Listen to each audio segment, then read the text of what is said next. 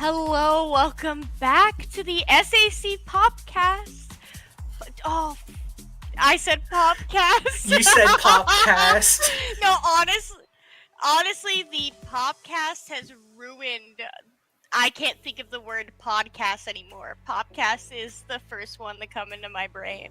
That shows I don't listen to a lot of podcasts. But Raise, SAC, how you doing? It happened. The first qualifier happened. I'm doing pretty good. I'm excited to, look back, and we have a couple exciting people to talk to, which will be very interesting, I'm sure. So, Oh my gosh. Like, we've never really done this before. Last podcast, I almost did it again.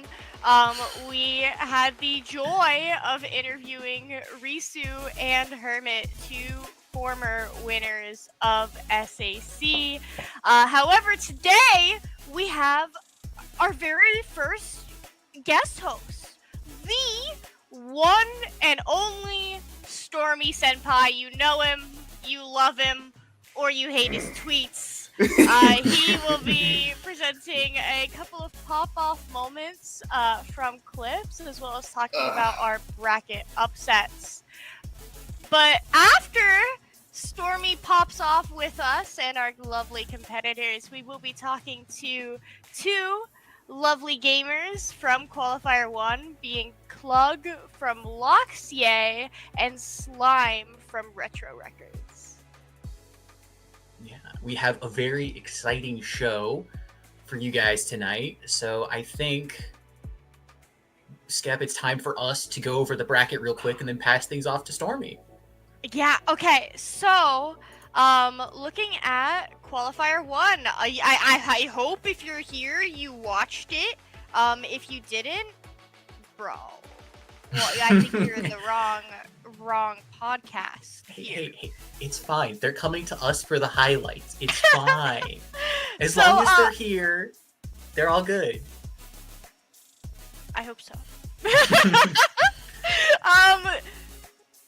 That would be Qualifier 1. The goal bracket, so the winners of the whole shebang went to Chocolate Milkshake, which on the roster we have Cap, Sunny, Toby, Ivy, and Turnip. And second, Insomniac Central. I know there was a little bit of hoopla about, is this a fresh low ink team? Is this not? Because we do have some two higher level players on the roster, Sam and Magic having quite a prolific run. But the rest of the roster, Noir, Red, Guapa, and Tenor, those are some players that you love to see on the grind, growing with SAC. And then third place, as I mentioned earlier, went to Loxier with Loxlock Lynn, Chase 247, the one and only Fox, and the aforementioned Club. So congratulations to those top three teams. And now let's take a quick look at Silver Bracket and see how that went for our lovely teams. Winner of Silver Bracket, Retro Records, and then the team that got second place is, Lock. Should I read all of the eyes? I'm gonna be so real on the commentary doc. I dropped all the eyes. Like, I just don't have time. I can read it. Yeah, go for it. Bet. Okay, you got Pyro, or is it Pyro, Gold A, Mondi, and Smoothie. Those are the people that make up the lock-in roster.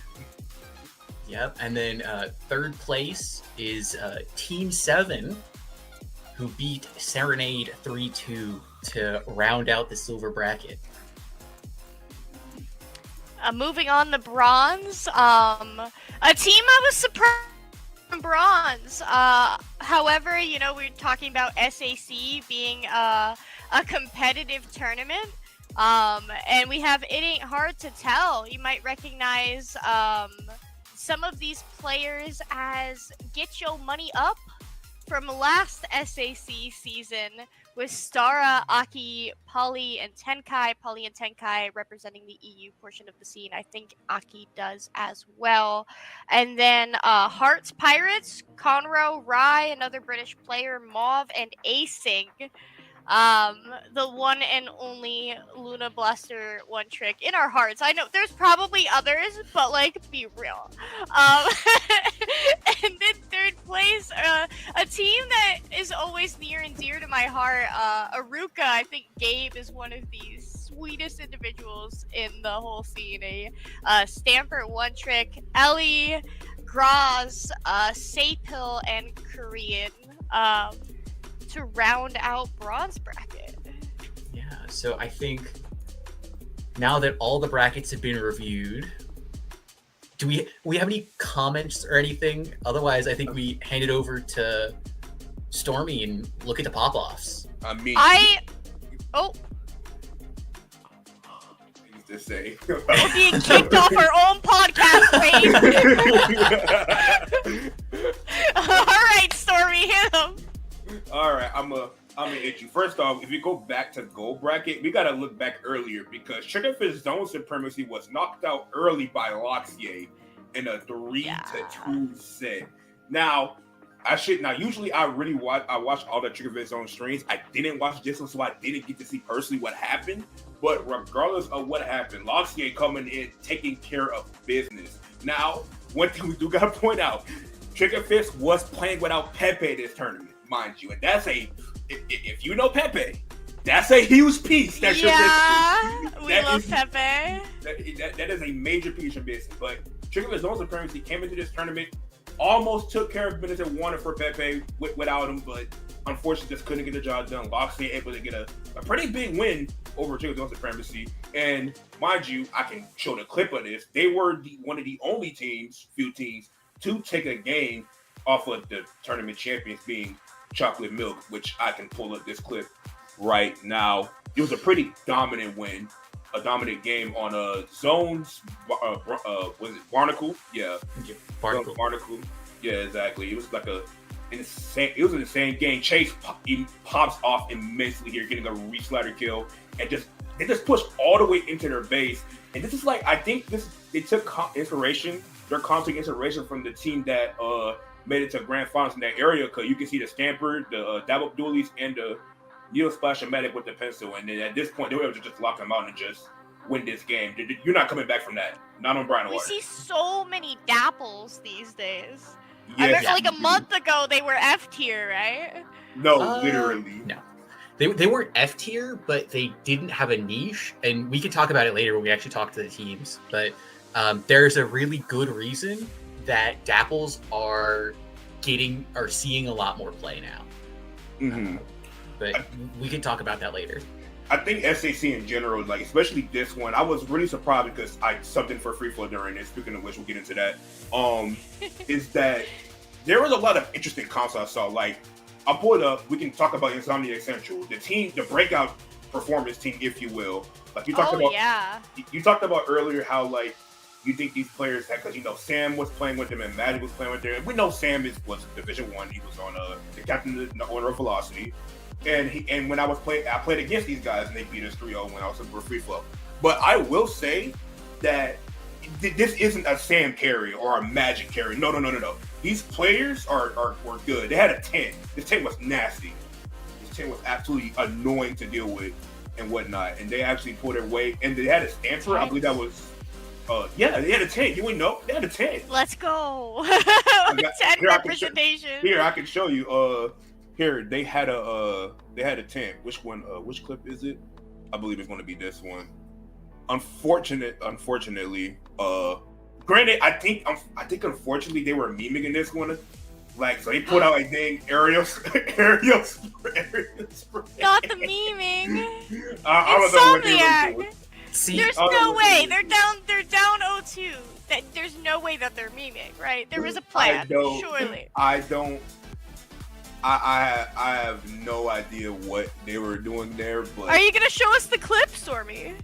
I'm trying. I didn't download that one because it just be. But I'm telling you, someone who played against their comp, right? they ran Stamper, Tank, Luna Blaster, and Splash, and it was insane. Oh, that's so gross. That's Chip Central.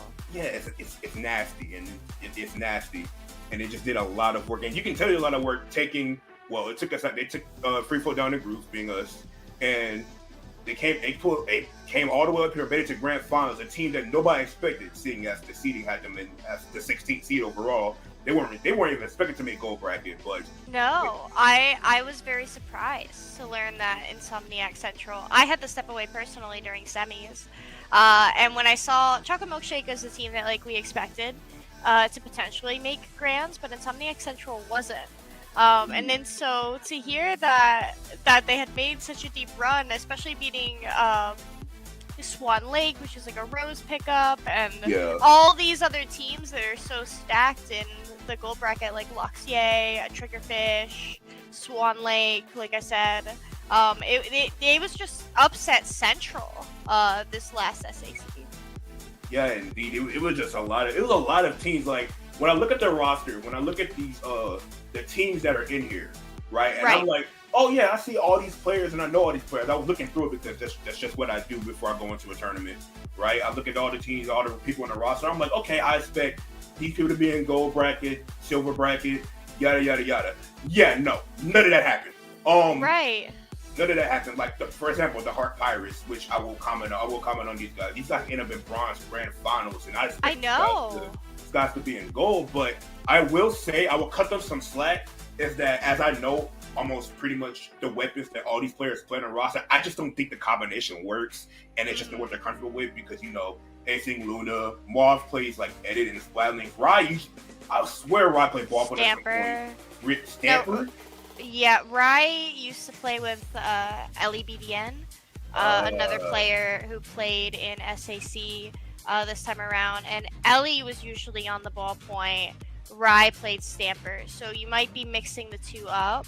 Right. I used to play with them, inside source. Got you. Yeah. And I don't know. I guess just the combination of players that it just didn't work out for them, or just simply just a bad tournament for them.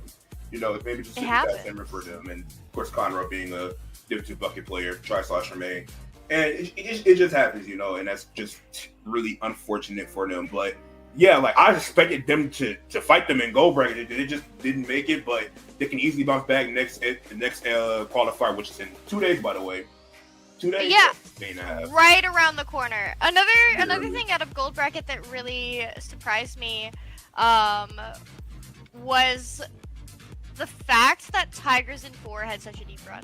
Just oh my Space God. Seal's Disclosure is a good friend of mine. Watching her grow and pop off and place higher and higher and higher in tournaments is genuinely spectacular. However, even with my bias, I did not expect a 4th place finish from Tigers in 4. And looking at the results from the course of the tournament, 2-1 over Swan Lake. They did go down the Triggerfish zone supremacy in the Swiss stage, but did ultimately outplace them in the tournament. 3-1 over Free Flow, being a huge upset. So the sets that they won really genuinely mattered. Like this set over Free Flow. Watching this live, in my mind, I'm expecting Free Flow to walk away with the bag. Who doesn't love Free Flow? Be so for real. I'm gonna cut Free Flow some slack because they had me playing with them. Now, granted, I did very good. I think I performed very well. But the thing is, no matter how good a player is, if it's not your core roster, or just not what you're used to, then I kind of can't blame them. I can't blame Free Flow. I imagine if they actually had blue, they could perform way better. And I ain't gonna lie, this set was so frustrating to lose. I just feel like oh my God, bro. we really, I feel like we really should have won this set, but we didn't. And these guys pulled up with their comp. I'm not gonna lie, their comp is annoying. Their comp made me want to do things, man. Like wiper, not pencil shot, and this comp. And they used their comp very well, used their advantage. The Wiper really impressed me.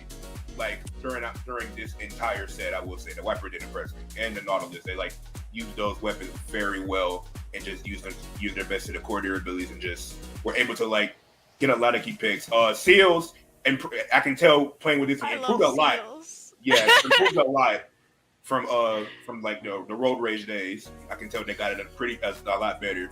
So that's very good for them. But yeah, they had a really strong run in this tournament, and they took a game off of Insomniac Central, which is nothing to sneeze at, especially with the calm that Insomniac Central was running. So yeah, to gush about Seals for a moment. Sorry, bias.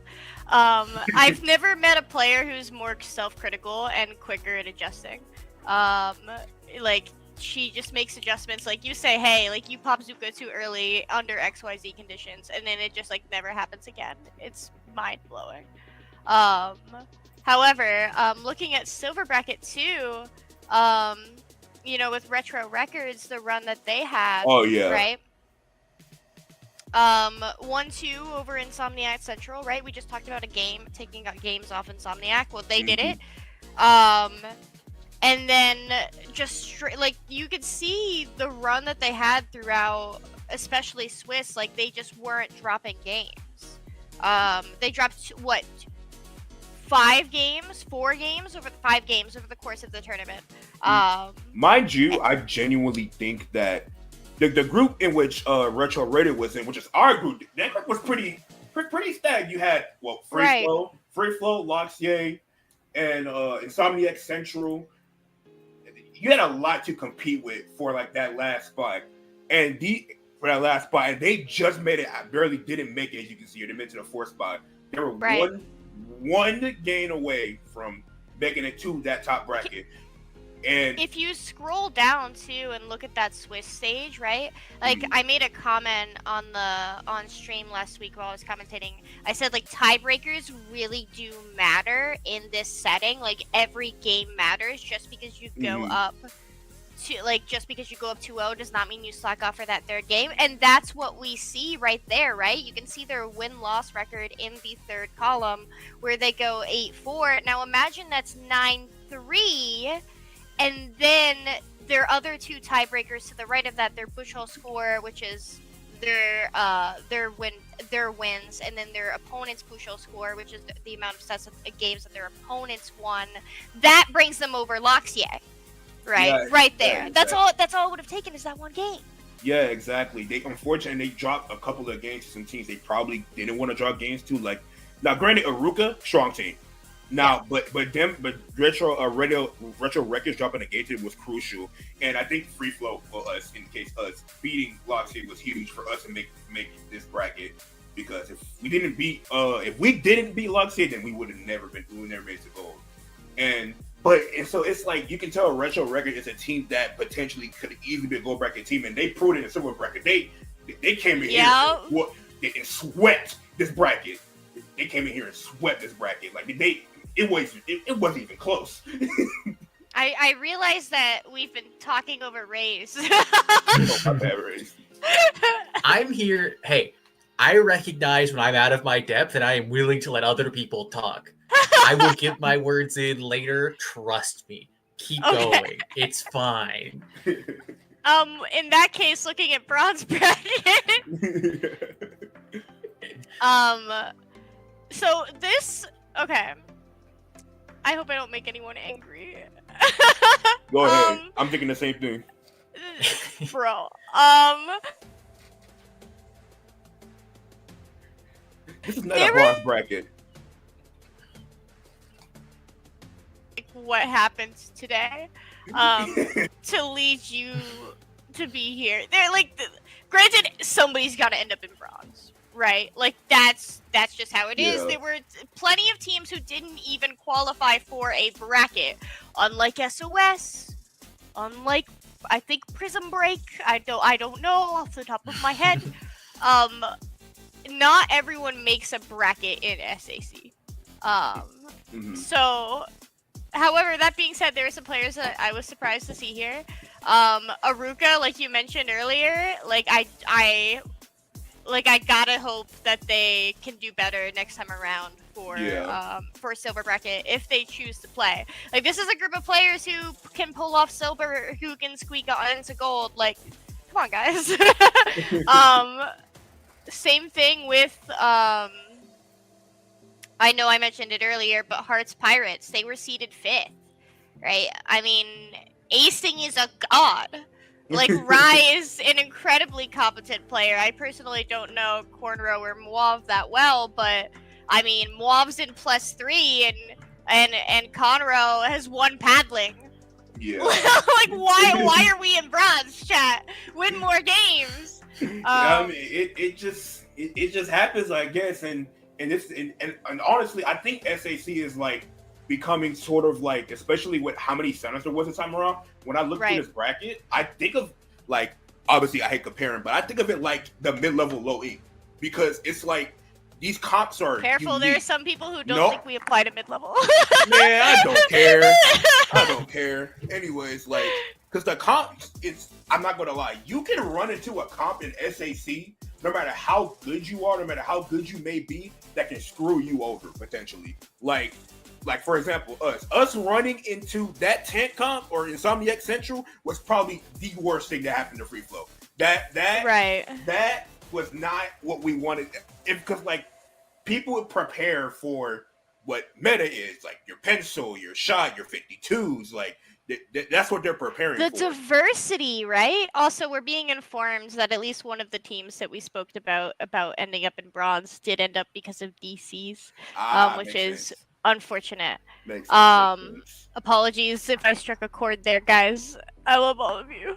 No, like you mentioned, okay, a while ago there was a hot debate about banning weapons, right? Like, we should ban pencil, we should ban double shot. However, like, look me in the eyes and tell me that we did not experience comp diversity this SAC. Hello? So, go ahead. I'll talk about the weapon debate. Go ahead. I do not think banning weapons is good. However, asterisk, I understand why people want to do it. It makes sense. When you face pencil for 10,000 games, you kind of just don't want to face pencil anymore. God, man. And that's I'm fine. Sympathetic.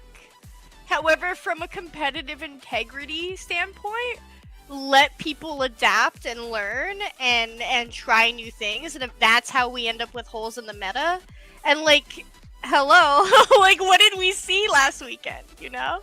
I mean, so, like, you can say that, but there are other games that, like, restrict a large amount of content for their competitive level teams. Like, and again, I'm not saying that's what Splatoon should do, but it is something that other games have considered is best for their scene. Right. So, like, there is saying. a very interesting debate to be had here in regards to, do we want to play our game in a out of the box, I'm just like try to get good as much as you can, or do we want to hone in on specific skill sets that we value as a scene and want to reward? Right. No, I definitely like agree with that. Like, I would just be blunt. Imagine if pencil just didn't exist. It's just kind of like, oh man, if pencil didn't exist, it kind of opens the door for a lot of things. All right, like, I disagree. That is where I disagree so strongly. I think the reason we get to have the comp diversity that we have is because pencil exists. Like, do we end up with, like, Roller Blaster in the same comp? Do we end up in a world where we have Stamper and Luna in the same comp without pencil? Right? Like that's true. I think pencil promotes comp diversity. On one of my previous teams, we really struggled in the pencil. I had a huge meltdown about it. Trust me, I know. It's frustrating. And we ended up sitting down, talking about it, and we're like, this is what we're going to run instead. And because we broke down and understood why pencil was so dominant, we ended up running 10. We ended up running Rapid Blaster Pro Deco. And, like, what did we see in second place this time around? 10. Like I can't recall off the top of my head. Like, but like, because pencil is so dominant, you end up seeing more things that otherwise everything would need to be paint neutral or paint independent. You know? No, honestly, yeah, I'm gonna just go ahead and throw in the towel and say, yeah, you have a point there. Like, I think the reason why Tent did so well in this tournament is because it's playing into a bunch of pencils or just a bunch of like weapons that don't want to like really engage with it unless the team is running like a wiper or like a stamper or something that's different. But yeah, no, you have a point. Also, I think one more team I really want to highlight from this tournament, and I was hoping to see do really well. Let's talk about SAC Ryu. Because I think SAC Ryu? Yes, let's talk about these guys because Does bro realize what he said? Is it wrong? You said SAC Ryu instead of ASC Ryu. Oh. Just keep going. It's fine. Okay. Let's talk about ASC Ryu. And I liked the first version better, but go off, King. Honestly, it sounds better. It sounds better. No, anyway. ASC Ryu, right? So ASC Ryu, this team I've known for a while. So y'all know that most people know that I'm really close to Wug. Obviously, that's my partner. And so with them being on Project Rat, I've seen a lot of EU competition, and I've played with them quite a bit. SAC Ryu was one of the teams I ended up playing against in like a lunar eclipse. And I played with a pickup with Ichigo, me, Wug, and Splatford. We played these guys. We lost to them 2-3, but it was the funnest set I've ever played. These guys are crazy. Like they're so aggressive. Like you put these guys on like Rainmaker and Clan Blitz. Oh my, they're high level when it comes to that. Where they struggle though is the zones. That's where they struggle. They struggle a lot on zone. That's where we beat them at. We beat them on zones. That's where they struggle at. But these guys were the only team to push Chocolate Milkshake to the limit here and take them to game 5. If there isn't any proof that these guys are a threat and always will be a threat, let it be known from this set here. They pushed the champions who pretty much swept this tournament pretty convincingly to a game 5. These guys here, and I'm not, and people will be like, "Oh, that's surprising." No, as somebody who I look a lot at the EU, this doesn't surprise me.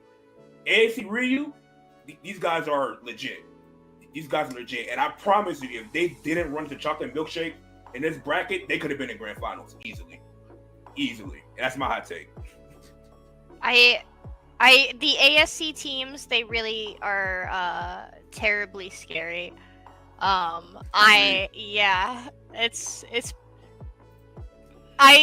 Chocolate Milkshake has proven themselves the team to beat, and I remember one of them coming into help desk and being like, hey guys, how do points work for individuals?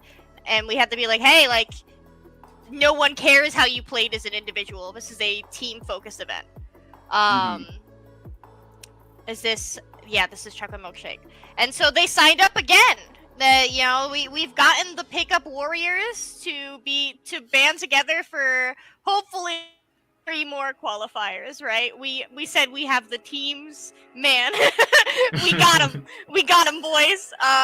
And so Chocolate Milkshake has signed back up, but ASC has not. So we'll see if they do sign up later. We still got a couple more days.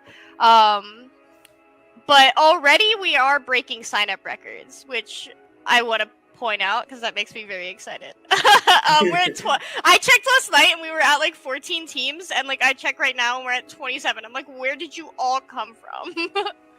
Don't ask too many questions or they'll stop showing up. You're right. Well, actually, we asked them a lot of questions. Nah, hard to agree. The commentary doc.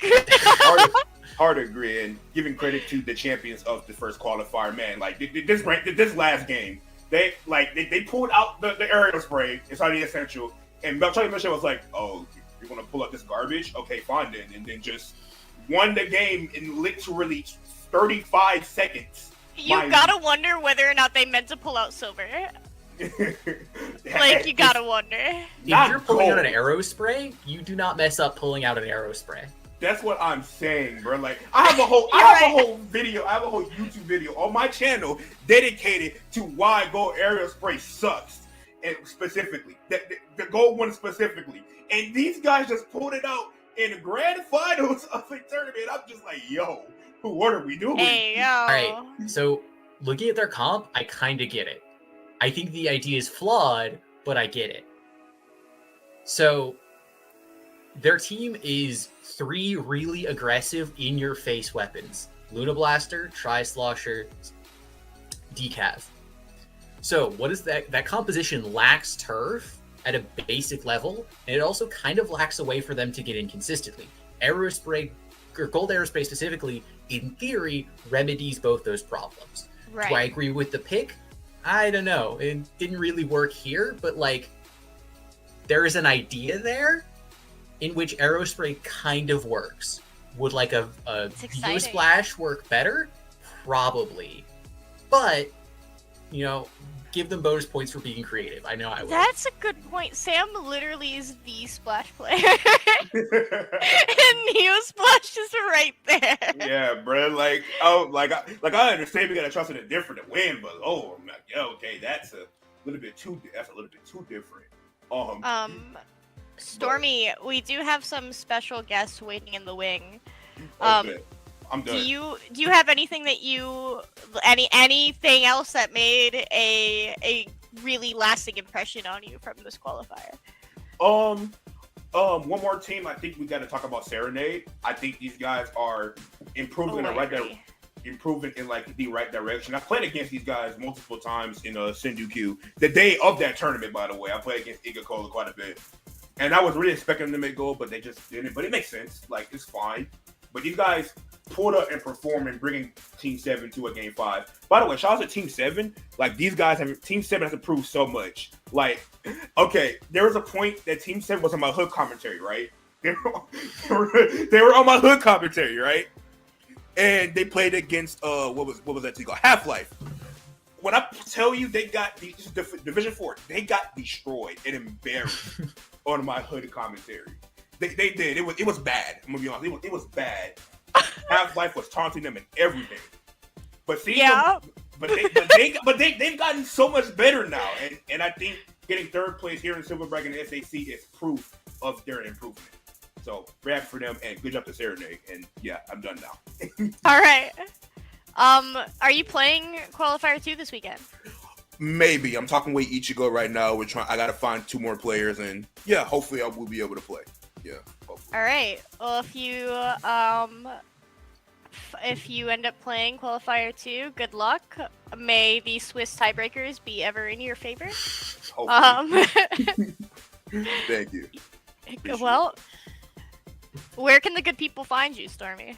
Oh, where can the people find me? Oh man, you know where I'm at. You can find me at on Blue Sky, the better app right now, at Stormy Senpai. And if you want to follow my Twitter for whatever reason, at Stormy Spam. More importantly, my Twitch is Stormy Senpai 2, where I stream and I'm more unhinged there. And you can find my YouTube content at Stormy Senpai. So yeah, that's where you can find me. Thanks for having me, Scat. Really appreciate it. Hey, thanks for putting up with us. Have a good night, gamer. Have a good night. So I don't want to show Discord. I mean, actually, what's Discord on right now? Okay, it's fine. Well, it's fine because Justin will cue you off, I presume. Oh, okay. Justin's a goat. Should we fix this, Justin? All right, cool. Yeah, you are goated. Toodaloo. See ya. Wow, Reyes. We yapped. I look. Yeah, you pinged me, and you're like, skip. And I'm like, oh. That's again. I might not have been talking, but I still provide value. The golden child of IPL, after all. I know Let's you not hate go that far. Let's not go that far. Let's not go that far. Well, very shortly we will be interviewing Klug from Loxier. Yep. No, yes, from Loxier. Sorry, my brain is on bracket. It's all I've got good. bracket It's brain. all good. So we will be back very, very shortly. We just got to get Klug and the VC set up, ready to go. So don't go anywhere.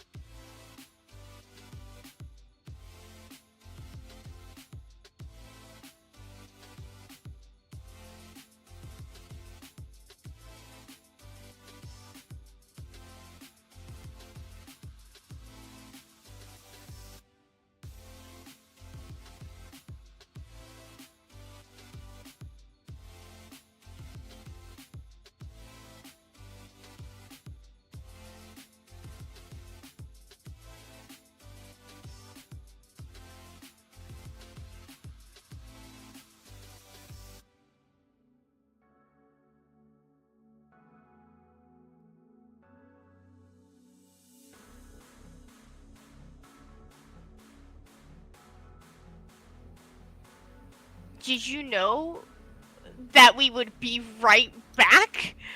Race, we're here with someone very special.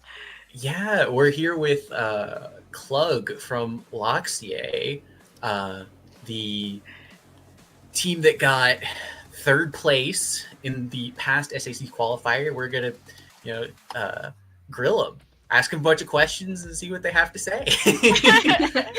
Hello, hi. I am Klug or Aster from Loxier, as they said. I'm ready for whatever you ask me. All right. Well, we have been collecting a lot of data from you and your lovely and amazing team. You guys really love your lockouts. That's a huge thing that I took away from your answers to our commentary doc. Thank you for being so thorough, by the way. No, you're welcome. You're welcome. What makes a good lockout for you? For us, a good lockout is basically a clean entry. We usually entry with our strike player, Linen, us goat right there. And then once we're in mid, it's usually on zones, right? Once we're in mid, we cap zone, and then we stabilize as quick as possible, meaning we take space, we paint up, we get specials. If needed, we can use specials to push them back even further, get into really important spots, like me on snipe, their snipe, or locks under a ledge or fox under a ledge, like our poking weapons. That's what, to at least me, feels like a perfect lockout. All right. Well, let's get right into it. That was just a quick something I noticed from the commentary doc. I do think that just the way that you described lockouts, I'm sorry, it really, you can see it in your play. You recognize a good lockout from an overhead when you see it. Loxier has earned a certain level of infamy. There is a lot of gossip around, is this a team? Is this a pickup? Especially seeing you guys get consistent results over and over, especially in your all-for-one era, your low-level era. Are you guys a team? Have you made it official? And if yes, no, what do you have to say to your fans? Okay, so So the original members of Loxier, it was around February-ish when they joined. That's when they established the team. And me and Chase, the new members, joined in summer of this year. And so I think after during Ludi era, they fully established as a team. We had some members come and go and whatnot, but we're definitely a team right now. Me personally, I wasn't on the team during the All for One era, but I definitely was rooting for them. So I was able to watch them grow, and now I'm on the team. Oh my gosh, that's gotta be so special. It is, because especially Lox, he's been with me for a lot of my competitive journey, and it's great to play with him again at a higher level. And to the fans, definitely look out for us in the next SAC and the next tournaments. We'll definitely give you guys a good showing. Let's go! You guys are aiming for higher than third this time. Yup, you know it. But I mean, no pressure at all to my teammates. We all just play our best, and we play for fun. We play for the best placement we can get. I mean, that is the best way to play the game. Exactly. Yeah. Because no pressure to perform. Because as soon as you start pressuring yourself or your teammates, then it just things can start to crumble. But if it doesn't exist, if it's all chill, play your best, right? Mm-hmm. According to your Team Sendo page, which based off of your previous answer might be inaccurate. You guys have a huge roster, a Triggerfish Zones looking roster with 7 players. How do you manage your roster and deal with how many comp options you have? Especially given you're a team with such a clear vision on how you win, being that really solid, beautiful lockout. Okay, so as you said, it is a little bit outdated. So one of the team members was one of Loxier's original members who has now left the team. And the other member is one of our cheerleaders and really close friends to Loxier. Aww. So we do have 5 players. And I think, let me think. I think for 5-player teams, some of the pros are that we get more flexible comps. We have more like we're able to make more comps. We can have better like time zones, like time to practice. Like if one of us is unavailable, we can have someone else sub in, and we can still have the main roster. But some cons is that since we are 5 players instead of 4, there's less consistency between what we practice and how stable we can be, since we need to practice different comps with different people. Some people are always in, but it's never guaranteed that they're going to be in, so we need to rotate players in and out. And actually, it's kind of surprising to hear this from a 5-player team, but a lot of our weapons actually overlap. I saw that. Yeah, a lot of our weapons overlap, which makes it a little bit difficult to create, like, very meta comps, you know? Yeah, I can imagine. So, your 5th player, are they a specialist at what they play? Like, how does building a team comp with 5 players start for you guys? Do you have like a core of like 2 or 3 who are always in, and then like 1 or 2 who might rotate out more often, or do you just do like a more round robin style approach with like composition building and even like rotating players in and out? Okay, so for us, how we build comps is we usually build it on the base of me, the backline shot caller, and Linen, the support, or me backline and Locks, the midline. Since those are very good ground like bases, right? We have range. We have range and a midline who can play aggressively, and then we have range and then a support who can paint and provide specials. So there's like slight variations for if we want to run really aggro comps, like with a zap instead of me. But that we get switched. We switch those in and out, like depending on the maps. But usually we base it off of what we're playing against, right?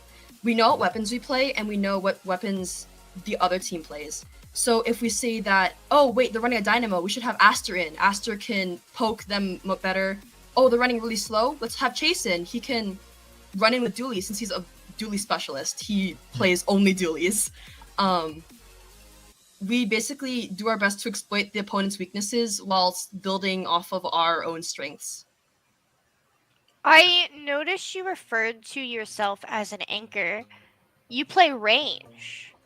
That is not a weapon, at least back in my day, that most people would consider an anchor. In my mind, when I'm thinking of range, I'm thinking of a midline slayer. Oh, do you think you play differently? Like, what about that sauce? What about your sauce with the range blaster is giving anchor? I was mostly referring to range as like range with like how long you can reach with like a weapon. Since I mostly play pencil and ZF. That's my. I was so confused because I saw ZF on the commentary doc, and I was like, homie just said range. He said range. All right, this makes more sense. Yeah. Raise had a question in our DMs about your time zones. So on your send out, like you said, it was out of date, but there was 4 different country flags for 4 different distinct time zones. So our main roster, we have 5 players, right? 3 of us are in PST, which makes things a lot easier. Yeah. 1 of us is in EST, and then 1 of us is in Britain. Wait, Brit. You have a player across the pond. I've been that player, Raised. It happens. I've been the NA player on the EU team in PST. You can make it work. Where there's a will and a strong bond, there's a way. Definitely. I think they're we love our EU player Linen so much. They like stay up until like the ungodly hours of the night to play with us, and it's like, wow, how do you do that? That's impressive. It really is. That's really impressive. I was looking through your answers for what are some funny things your teammates have said, and then I see Chase asks Linen, what are you? It's where you go, British. And Locke says, wrote it, you guys removed all the T's. What?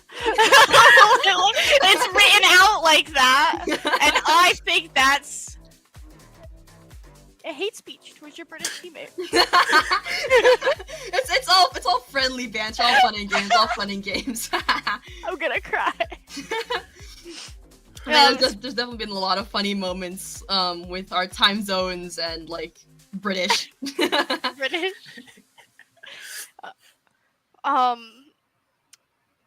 Speaking of being from different countries, or well, I guess just linen. I don't know what flags Ray's was referencing. However, have you had any interesting cultural moments where you kind of look at each other funny from across the Atlantic? Well, since 3 out of 5 players on the team are Asian, we do have some of those moments where it's like it's like a lot of out of context, out of pocket stuff that we've said, and it's really funny. It's stuff we Definitely a lot can't of say on moments. stream. Yeah. Not my culture. Not my business.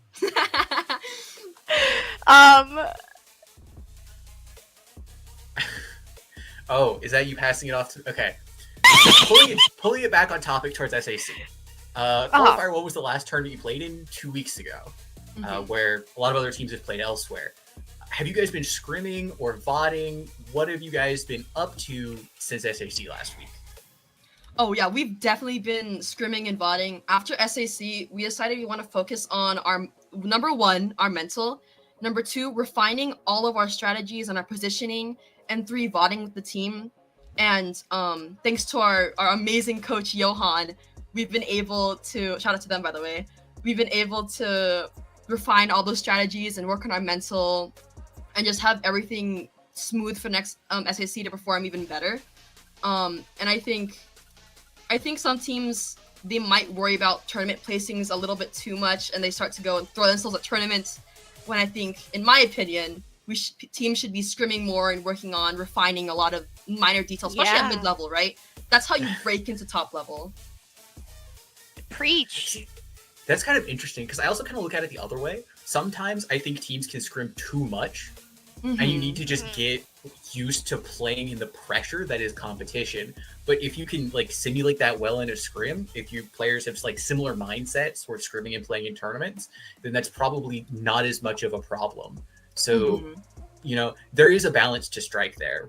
But it sounds like you guys have figured out that balance for your team specifically, and are, you know, having some good luck with it, considering your results. Oh yeah, definitely.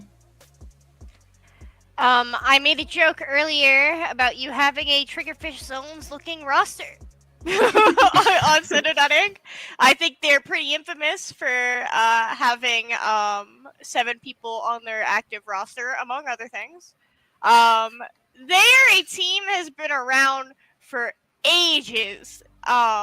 Team in quotes. I consider them a team. I think most of us do. You said that you were looking out for them in the response to the questions that we send out to everybody. Thank you to everyone who answers them. In Top Cut, your set against Triggerfish Zones went to a game 5. Back and forth. You took the first game, they took the next, then you, then them. You guys are pulling back and forth on that rope. I looked at your Sendo bio earlier today, and at the very bottom of that page is 3-2 Triggerfish Zone supremacy. What did that set mean to you? Were you nervous? What was going on in your head? And most importantly, do you think you could do it again this weekend? So, when I wasn't on the team, Loxay actually, we were put against them in the same group in Ludi, right? And we unfortunately lost to Triggerfish Zone supremacy. So I know for some of the OG members, it definitely meant a lot to them to finally get that match back, get that best of 5 back, 3-2 them. And like how you said, we were trading games back and forth. It was a super tense set, constantly adapting to each other's play styles. On, I think, game 3, we definitely found a play style that fit and like felt well into their comp. And we were definitely playing to the best of all of our abilities. And I mean, you asked if I was nervous. Who wouldn't? I mean, we went to the final game, Mahi zones. I think bread and butter of like every single team, one of the like neutral maps. Yeah. And I'm pretty sure if I recall correctly, we won the game off of a single zone cap while they were seconds away from seconds away from KOing us. The zone went back and forth for like a long time during that, and it was so stressful. I remember the moment, and the lockout felt so nice, and it oh my god. I think that set, I think it really means a lot to a lot of Loxier because we just played out of our minds. We all felt like we did. We're just playing to all of the best of our abilities, and I think it's a really good showing of what Loxier can do. I got chills a little bit there. I really love the image that you painted about, so there are some moments in some sets that do just stick with you. Definitely. And I'm glad that you got to have that moment, especially in SAC. Okay, follow-up question. What was, when you guys were fighting back and forth, was there ever a moment where you were like, maybe we can't do this? Or was it just always gas, we're gonna do it? I think, especially when you're in such a stressful situation, your mind, you need to train your mind to never go to that situation of we can't do it. We had the zone capped and they uncapped it. One of our members went down. I remember, I don't know how, but our Chase, he got a slider and capped zone last minute. The zone went back, and we just kind of like, we just gotta keep going, right? The zone kept switching back and forth. And we finally got a solid lockout, right? But one of our members went down in a crucial spot to hold, and they kept dropping on that spot, but I was able to get one, and then my team followed up on that because the respawns are back, right? And I think especially in such a tense moment, in any set, any game, you cannot go to the mindset of, wait, we can't do this, we're too good. Always think, we can do this, just get the zone cap, just lock out, we got it. Lockout, we got it. That's your team's mission, right? Yup, you know it. Referencing the lovely questions that you guys were so kind to give us, you faced 3 out of the 4 teams that you said you were looking out for. The only one you didn't was Free Flow. I'm sorry, you did face Free Flow. I was pulling things off the top of my head, and I was wrong. The only one you didn't face was one Watermelon. I think they dropped. Yeah, they did. So you would have faced them otherwise, knowing you. You faced Chocolate Milkshake, who 3-0'd you in grands, defeated you in semis. I apologize. Sent you to that 3rd place game against Tigers in 4. Triggerfish Zones, who we just talked, that set meant so much to you. And Free Flow, who took the set 2-1 from you in the Swiss stage. You seem to have a read on who it is that you're going to be facing in every qualifier, or at least qualifier 1. Our sample size is 1. Who are you expecting to face this weekend? And are you ready to take the set back from Free Flow and Chocolate Milkshake? So I think this weekend we're definitely looking out for the same teams like Triggerfish Zones, Free Flow, Chocolate Milkshake. But when we were talking about SAC a little bit ago, we saw that Cafeteria had signed up, and they're a really good team. Their synergy is amazing. I think they're definitely a team to look out for everyone signing up for SAC. Yeah. And I think we're definitely ready to take those sets back now that we've VOD reviewed them, we've talked about them, and the more that we understand about what matchups we need, what matchups are losing matchups and winning matchups, and what comps we can make into them, I think next time we face against those teams, we'll definitely take the set. All right. That definitely confidence is like impressive. It's a wall. Well, I mean, confidence is like a skill that I think a lot of players underrate. So just hearing the confidence is incredible. Like, chef's kiss. Oh, definitely. Like, confidence is something you need to be good. Like I said before, having a bad mentality of like, oh, wait, we're 2 down, we can't do this anymore. Just keep on going, man. Like, if you've lost to them, just instead of thinking, oh, we're so bad, think, what can we do next time in bracket to beat them next time? What can we do to adapt? The only thing that matters is Yeah.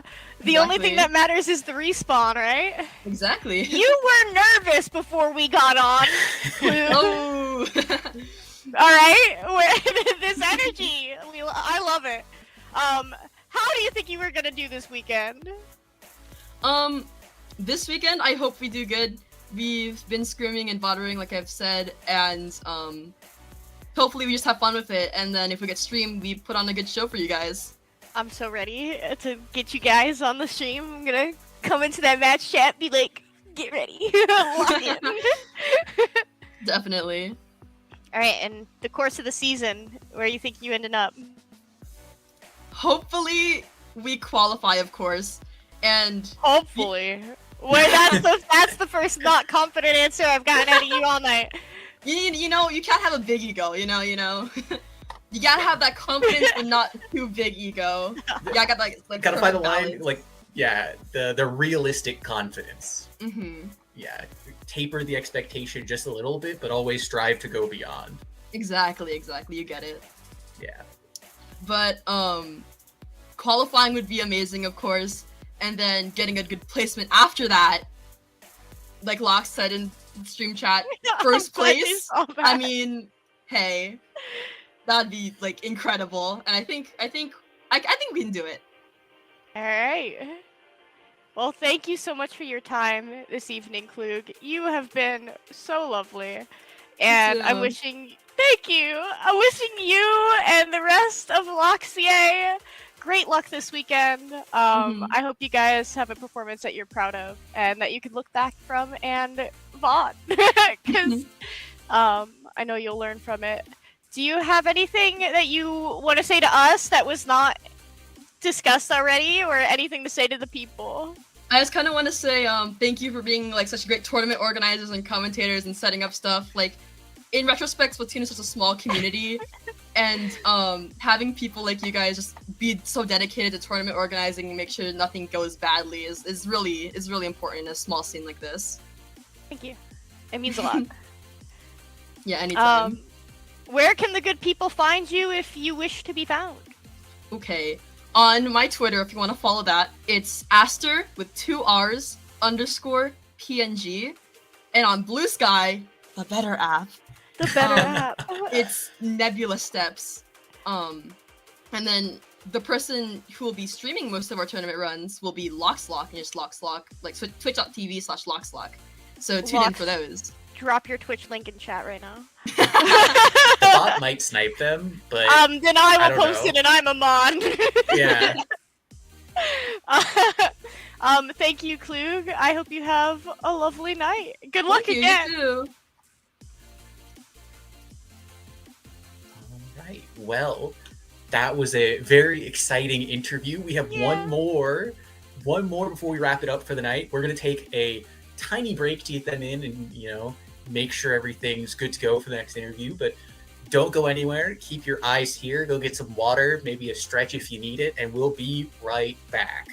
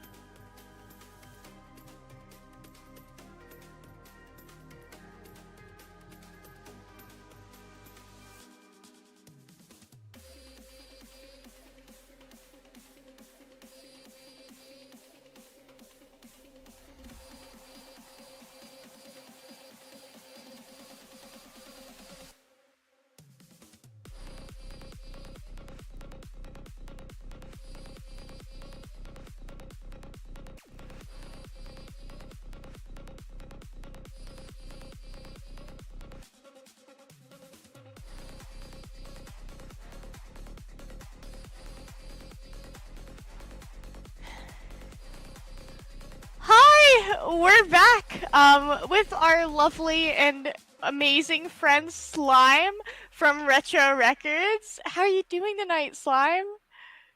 Doing pretty good. I'm excited to be here. Never done like an interview like this, which is so this is kind of crazy. It is. I can imagine. Ray's, I think we've gotten too used to it over the past 3 years. I mean, it's one of those things. It's different being the interviewer and being the interviewee. Like, those two chairs have very different energies to them. So, you know, it's Positive easy to energy. get used to one and not the other. All right. Well, we're sending you good vibes, Slime. You're here not just because we like you, but because you won Silver Bracket in Qualifier 1. Did. What was that experience like? Kinda crazy. Groups was like a little rough. Like we were a little sad not to get gold. We were like so close. Yeah. It was like actually one game away. We were watching like the last set in like the last game of groups, just being like, Please, like, please. yeah, actually, like if they had lost that game, we Yeah. like would have been tied, and I'm pretty sure we would have won the tiebreaker. But like, oh well, it happens. And then we just swept silver. Yeah. We talked about your tiebreak a little bit with Stormy before you came on.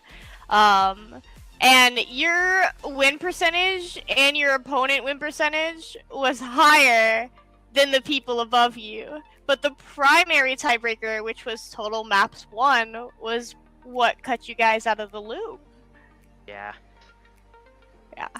But on the other hand, you did the thing that I think a lot of teams need to do more of, which is I didn't make it to gold. Oh well, I'm just gonna go sweep silver. Because entirely too many teams don't get gold and then just walk away. So Right. like I tip my hat to all of the players on your team for staying in it and then just saying, we're just gonna win silver. Yeah. Yeah. Because like staying like locked in and mentally fresh after, you know, maybe not performing to your expectations is such a hard thing to do. Yeah. Kudos. Even if it's not gold, like winning a bracket like always feels good because that just means you end on a win. Yes. Ah, that's an excellent point. You end on a win. Speaking of winning, this is a circuit, right? Mhm. You earn points by winning in order to potentially qualify for finals at the end of November. Winning Silver Bracket does set Retro Records up quite well in order to make finals. How confident are you that your run is going to be consistent over the course of the season? Pretty confident. With how close we were to gold bracket there, we've already just like been improving like steadily but like noticeably, and we're pretty confident that we'll just like be able to play like better, and like we're on pace to make it. We were Yeah. joking about it afterwards how like we were seed 10 and we won silver bracket, which was exactly 10th place. You did So it. we just like exactly made seed. There's something I would rather make my seed than not make my seed, you know? True. I mean, there are some times though where making your seed is a curse. As a player who was cursed with that affliction for a long time, like sometimes it feels good to just shed the shackles, but you know, for something like this, playing to expectations, playing to your seed is, I think, definitely a good thing. Yeah. So We were still like really happy with that result. Like Mhm. with how many sets we played, that's a lot of Sendu points. I hit. Oh I'm joking. no, I'm just angry. I'm a little. We're not allowed to run ranked anymore. Sendo Oh, got what? on me about it. I know. I'm so mad. Like the cutoff is DivX, and homie's like, it has a cap. Therefore, no points for you. So I'm trying to convince him otherwise. That's not happening. We're having philosophical debates as we speak. So I think I can swing it. We got our points while we had the chance, I guess. Yeah, you guys got the points. Raise! We got a Dread, a Dynamo, an Inkbrush, one trick all in the same team. What are we gonna do? Well, I think the better question is to ask, why do you do? What is the reason you run those weapons together? Like, because I have the reason that I think, but I want to hear the actual reason. I want to hear it from the horse's mouth.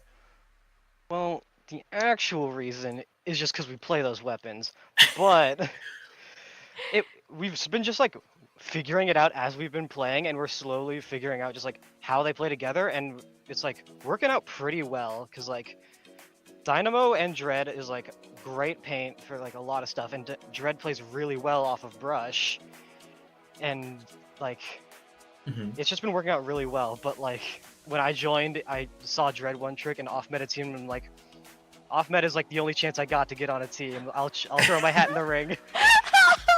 I mean, off meta is fun because I have long had the opinion you cannot beat the best team playing their comp. They're the best at it for a reason. So playing that unique style that suits yourselves, I think, is a very good decision, especially when it's unorthodox, because there are some teams who aren't ready for that unorthodox style. So you can sneak out some wins that you might not have been able to otherwise. Oh yeah, like the surprise factor is definitely there. Yeah. Well, it's like Dynamo is one of those things where I'm really impressed you guys can play it. I don't know how. Like genuine, and this comes from a person who is 4 stars on Dynamo, and I've made a lot of Dynamo back in S2. I don't know how. I think all my friends know how much I hate fighting Dynamo. Like, with a burning passion. That being said, it's still a mid-tier. And yet you guys somehow make this work consistently. Scribs is just goated, I guess. Scribs is just really good at Dynamo. We're all like dedicated to the weapons we play, and just know as a one. We have like 3 one tricks. It's crazy, and you just gotta like know your weapon inside and out, and we do, and it works. So, are you guys ever concerned, being a team of 3 one tricks, that as we get later and later into the season, your composition will become less and less effective as more teams get used to it and playing against it? That is a factor. Or is that something that you guys aren't really worried about because you're progressing, becoming better at a faster rate than you think teams can adapt to you? I am a little worried about teams figuring out how to fight us, but we are a relatively new team, and that means we are improving quickly. Yeah. And like, there's a lot of like inconsistency has like been our biggest problem, but like, it's like we're figuring that out. Like, it's working. Yeah, I mean, if it ain't broke, don't fix it. So you can worry about teams catching up to you when they actually catch up to you. Yeah. What are your goals with that comp, and how do you make it work? To make it work, feel it out pretty much. Like, the most improvement has just been like figuring out what our roles are, like how we have to adapt our roles to like the team comp and how to play around each other. And our main goals have just been like get as many results as we can, and like we're all fighting to get to +3. Both Rice and Scribbies have both got recommended. Scribs like tweeted out earlier today saying like, hey, someone recommends Slime, he's really good. I'm just so like, awesome. where did that come from? Yeah. I mean, hey, appreciation is a good thing. So, that shout out, I approve.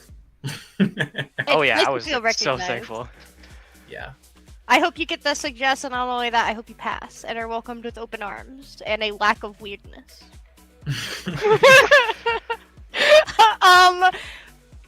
But your run in SAC Qualifier 1, Retro Records, your beloved team, took a game off of Insomniac Central during the Swiss stage. Insomniac went on to get second, and that was probably a tight set. you guys were the only team to take a game off them during groups. How'd you do it? It's hard to remember that individual set, but I remember like all They the ran sets. Yeah. Oh yeah. I remember like all the sets in groups were really close, and we were obviously like a little bummed to lose the set, but like, they were obviously very good players, so you can't be too bummed about that. But going in, like, they're hard opponents, but very winnable. And since they're hard opponents, if we lose, then that's just the expected result. Can't be too mad about that. But if we win, huge. Gain everything, lose nothing. Yeah, being that underdog is so nice, especially when you're running the not meta composition that you guys are, because it puts so much more pressure on your opponents. Oh, they have to figure it out and fight you. Like that's a Dynamo. I have emotions about your comp. I'm sorry. I don't like it, but I appreciate it. I think that's one of the things, when you build an off-meta comp, that's one of the things you consider. At least it was when I built off-meta comps. How angry does it make the opponent? Maybe not how angry, but Tilting. like, not even that, but just how much can we get away with while still making the comp strong? Right. Because if you push it too far in the I am just trying to make my opponent pop a blood vessel and that's how I win the game, you're probably not actually running a strong composition. So you achieved one of your goals, which was making your opponent not great mentally, but you didn't actually win the game. So like, finding that sliding scale is very effective, and Dynamo is definitely one of the better weapons for something like that, I think. Yeah. And so is Dread now. Dread was also Rush kind of too. slept on for a while. Yeah. Bothering the other team is straight up part of the game plan as Brush. It's your job to be a nuisance, which involves tilting the other team. I love that for you, and I hate that for the rest of us. Apologies. It's nothing personal. I'm here to waste your time. Fair. Alright, so your team has been constantly outperforming its seed. You guys most recently came in second in Prison Break after being 8th seed. A lot of teams in Prison Break have plus players. How did you guys fare in that tournament? What was the mindset going on in there? And like, did you guys get like pumped, or were you just guys calm about it and just keep going and not looking back? Oh, that tournament run was wild. The last two rounds of groups were messed up. They were like the top 2 seeds that like weren't us, and it was crazy. One of which was the people that we went against again in Grands, which was yeah. We're gonna get there. Did you beat them in groups? We did. See. Yeah, They were around. back there. Yeah, there were round 3 opponents, and we went into it just like, oh, these guys are really good, and so we were just like, all right, lock in, let's win this, and we lost the game 1 pretty decisively. It was very sad, and we were just like, okay, whatever, it's fine, we can lose this. They're really high seeded, but then we just like the last 2 games, something just clicked, and we just started winning. And like at the end of game 3, we were all just like, how did we win this? Those are the best types of wins, though. Those are the best types of wins where it's like, where you just wake up on the other side, like, what did we do? What happened?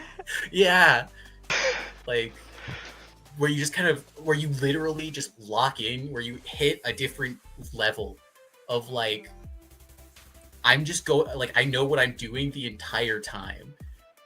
And then you just come out of the haze and it's like 2 wins up, and all you have to do is just 1 more. Yeah. We call that game 1 the warm-up game. Exactly. And we don't talk about it anymore. Exactly. I love that. Mhm. Oh man. Yeah, Now both the you- last 2 sets in groups, we lost round 1 and then reverse swept the last 2 games. I saw that. Nice. I wanna highlight that that third round of Swiss from Prison Break. Ink Bashers, which you mentioned you later went on to face in Grands. For those unfamiliar, this is a lot of members formerly associated with Essence, a very infamous team. Ink Bashers, we had Nilla, Woomy, the Essence members. I think Nilla was on Essence. I might be wrong. Kabi and Taro. This is a +2, +3 team, right? This is your bracket demon of the night. You, like as you mentioned, you reverse swept that best of 3 set. However, in Grands, when you face them again, they took you guys down 3-0. What changed? Fatigue mostly. Like, we went into that last set like, oh, we've beat them before. This is winnable now. But like, groups tournaments can go long, and by the end, it's tiring. And at the end, I was going in with like confidence, and then like after game 1, I'm like, oh, I'm not playing amazing right now. Yeah. Yeah, and like I could just tell, just like everyone was like a little bit tired, and also they just like, it felt like they just stepped something up. We were just getting rolled. It was They crazy. adapted, probably. Yeah. That would be Yeah. my guess. Not having any real, like, not having the VOD in front of me, my guess would be they probably just went, oh, it's these guys. Remember them? Yeah, we can beat that. Yeah. They just straight up figured it out. Like Also game 1 was on fatigue. ramen. Yeah, game 1 was on ramen zones, and they brought out like the gallon squeezer, and I didn't win a single fight. It was bad. They figured it Yeah, out how to double- fight Ink Brush. Double wall is rough. It's rough to fight normally, but with your comp, I can imagine how it would be especially rough. Yeah. Yeah. Now, you guys are a newer team. You mentioned you were tired. I feel like a lot of those teams that have been around, this is just my presumption, a lot of those teams that have been around for a while, they get used to matching each other's energy and balancing each other's energy levels, and they've been through so many tournaments that it's that they don't have to try as hard, like, because especially with you guys running such an unorthodox, like, you have to think and work together kind of comp. You guys think you can build that stamina up, because Prison Break is the same format as SAC Yeah. over the course of the season. I mean, we better. It's something that we gotta work on. Like, Hell yeah. pacing our energy is definitely something to like take note of. But like, yeah, time zones, like some time zones, it's just like it's just like actually late, and there's not much you can do about that. But yeah, conserving energy definitely is something that I haven't really thought of before. But like, yeah, that's something to note. Thank you. Yeah. Oh, you're welcome. I'm glad you're walking away with this with something of value. How do you think you're gonna do Saturday? I think we're gonna do great. Like, after Prison Break, feeling good. Yeah. Prison You Break guys- hyped Yeah. you up. Now you're ready to take on the Yeah. world. We've gotten so many results, hoping for like a higher seed for like at least a slightly easier group. Because like a lot of the tournaments we've played have had like, we feel like we've been underseeded, and we have to go like fight like a bunch of really good seeds, which doesn't help with the pacing our like energy thing. I agree you've been underseeded. However, homie, there is no easy group in Swiss. That's the point of the format, right? This is true. It is a seed corrective format. It gives you the opportunity to play for better than you were seeded. So you're gonna have those sweaty games at the end of Swiss. But as you mentioned, the question is how much energy do you have left in the tank to be able to close that one out and end up in gold bracket next time around? You guys got this. Yes. Gold bracket is the goal, I and mean, hopefully a you bit swept, further, you but we swept can't be silver. too greedy. You Yeah. swept silver. Like, we were talking bracket talk before we brought you and Klug on. That none of those brackets were easy brackets. Like, you had +3 players in bronze. Like, you guys sweeping silver is still a huge accomplishment. I don't want to devalue that. Like, congrats. Like, you did it to them. Yeah, we were happy about that. Before we let you go for the night, meet up with your team, is there anything that you want to say to your teammates, the people, any question that we didn't ask you that you just want to scream?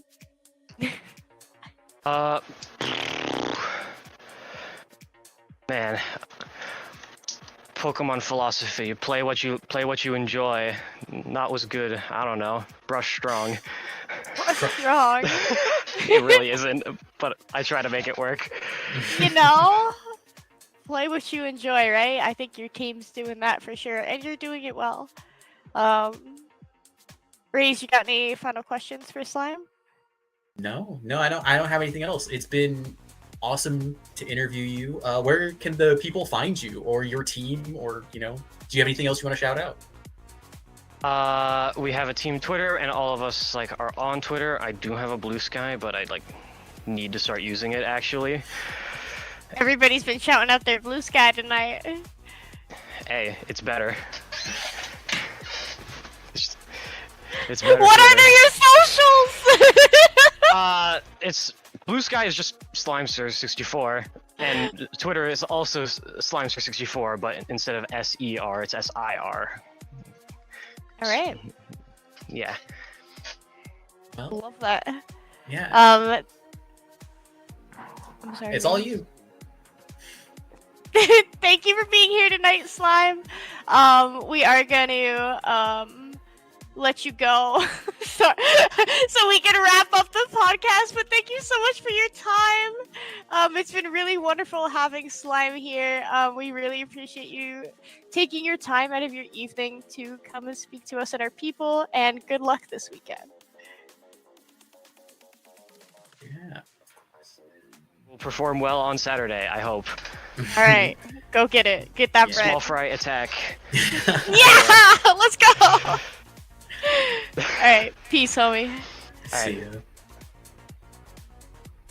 All right. Well, that was the last bit for the interview with Slime. Skep, do you have any closing remarks? Oh dear Lord, we've been here too long.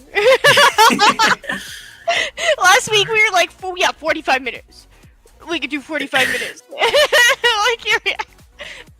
I am so excited for Qualifier 2. I get to stick around for the whole time this time around, and I'm really happy about that. But what I'm especially thankful for is how many people are turning up to SAC. Last year our numbers were not it, and especially for a tournament where our lovely and amazing staff really put in so much work to get this done. And we, for some odd reason, are the unluckiest group of staff known to mankind. It's really bad. But I appreciate the support, and I know my staff do too. And I'm thankful for our Elemental and Toma and yourself and Justin and Strings, especially Strings. Strings is really the one who holds down the fort. You were nodding because you know the truth. I know the truth. Yeah, and we're at 28 teams right now. We got one team to sign up over the podcast, and we got 2 more days to go. So I think this is going to be the biggest one yet, Raze, and that's so exciting. And I'm especially thankful to everyone who, when they get messaged by a staff member who fills out the questions to the commentary doc in a timely manner and in a thoughtful manner. I'm especially thankful for that. For putting up with us, Raze. I'm just here. He really is just here.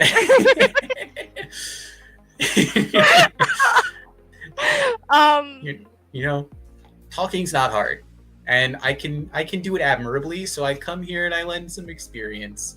But I appreciate you having me on. Thank you for being here, Raves. I know. Alright, we gotta go Okay. before I get crazy. Okay. All right. I'm just gonna pull that away, and we're gonna say, I'm just gonna do the outro for us, and we could just. Okay. Thank you everybody for watching. Follow IPL on all our social medias, on our Blue Sky, subscribe on YouTube, follow on Twitch, anywhere where you can find us. I have been Raze, joined by Skep for the SAC podcast, and have a good night, everybody. Good night.